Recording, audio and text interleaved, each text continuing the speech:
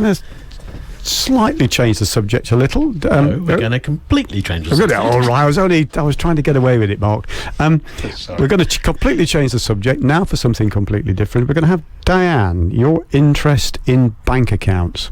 Yeah, so we were having a conversation at home recently, my other half and I, about banking. I currently bank with HSBC, and I'm thinking about moving, and the conversation went really round to what do you expect from your bank account and how do people use bank accounts.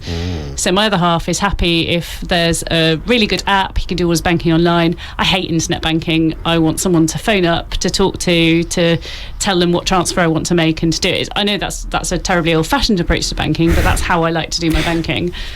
Well, I don't, is it so old-fashioned? I don't know. A lot that Joanna there is saying, no, it's just how it should be. And I've noticed, I bank with both NatWest and HSBC, if I may say that. There are plenty of other banks which we'll mention, but I'm sure. Yep, and each one of those I've been into recently. Don't normally, faithful internet banker, and they've got no counters. They haven't got the old thing where the people sit behind the bulletproof glass. No. They're all out there mingling with you. They haven't got money. They don't need money. Who wants money these days?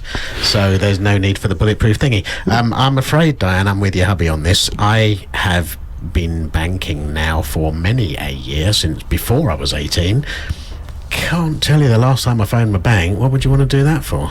Well, I spoke to them earlier this week to pay some money to someone. You spoke to them. Why don't you just go tap on your computer and pay it? Oh, well, hang on a second. Don't be mean, because some of us actually like to have personal service. Yeah. I really like personal service. I like the idea that I can talk to someone, that they have access to all my banking, that they will just do the transfers for me.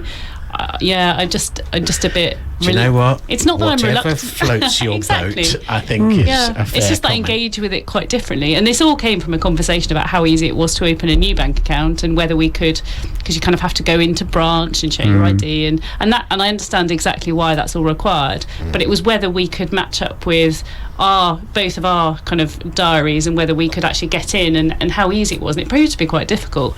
So we're now thinking about moving to Handelsbanken, and all of the customers I've spoken to there are very happy, the ones that I know of anyway, and they really focus on that personal service, and that's why to me it appeals. That would be such a benefit. I'm so fed up with one of my big four, which is the four-letter digit that you've meant, four-letter company that you mentioned. HSBC. We name names on this show. We do. Go ahead and sue us. I have my business account there, and I have my personal account there. It was only on Tuesday that I went into a random branch, and because I was so frustrated with them, that I actually got a lesson and a little keypad, and I now do internet banking on my personal account.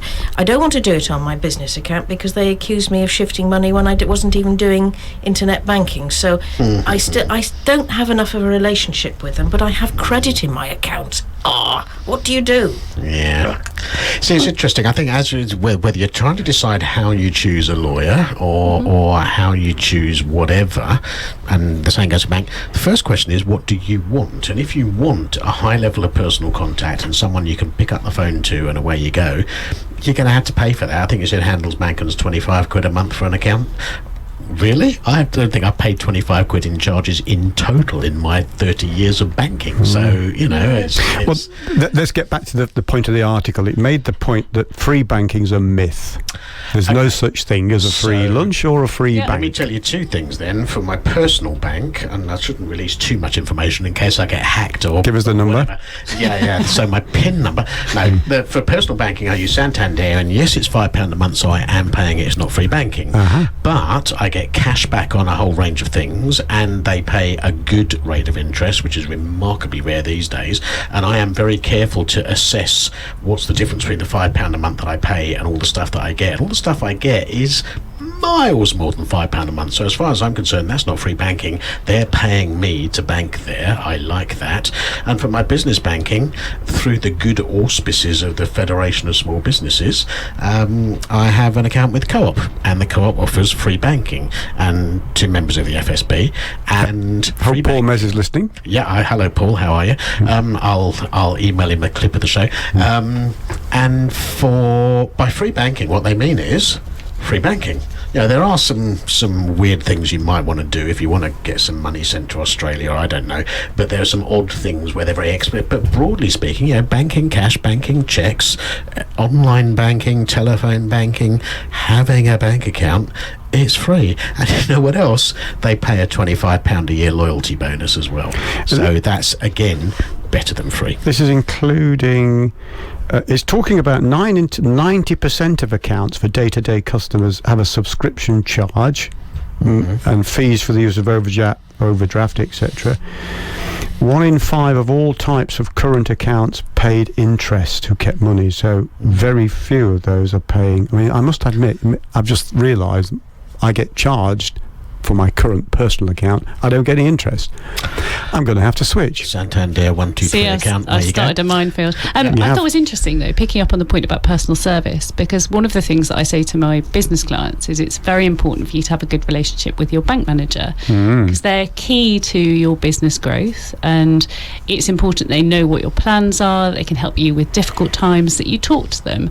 So I think we kind of come full circle, which is... subject to the nature of the business and what their needs are, because I don't have a business bank manager. It's online. I've never spoken to the co-op on the phone, and you know what?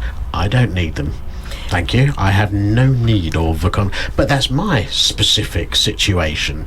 There are others where they might have a 20 grand overdraft and they need to up it to 40 grand for a 2-month period for a cash flow bump, and then actually you probably need to talk to somebody. So, or there could be those people that aren't as experienced as you or as happy as you being autonomous, and they need more guidance and more assistance. Yes. And the bank is a good resource. Yeah. So it comes down to you get what you pay for. I think if you also don't need stuff, then you don't pay for it. If we begin to think about the old days when you spoke to your bank manager and so on, part of the issue... Captain Mannering.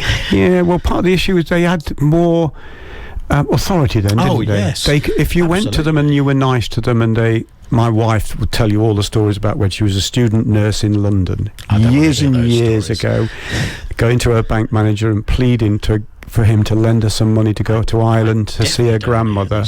And he said, you told me last time you went that your grandmother had died. Oh, a different grandmother. And he let her go. He lent her the money. I've got 5 left. I'm reading a little piece here which was linked to the one that Diane sent in, which says, are you internet bank customers really getting a good deal? Because you're cutting the costs of all these people, so you're stripping all their costs out. They're doing nothing. You're doing all the clicking, as Dan says. You're doing all the clicking and shifting, but you're still going to get charged for things like overdrafts and all the other normal charges. Mike, this leads into the fact that you don't know who your manager is anyway. Because in the good old days, you had Mr. Jones at Midland and Mr. Radley at the Lloyds, but and you knew they were there for life. Nowadays, if you have a bank manager or somebody in charge of your accounts for 20 minutes, you're lucky. It all changes. I think that is a frustration. In the same sort of way as lawyers are expensive, that is a commonly held belief that bank managers change often, or if they're good, they'll be moving on.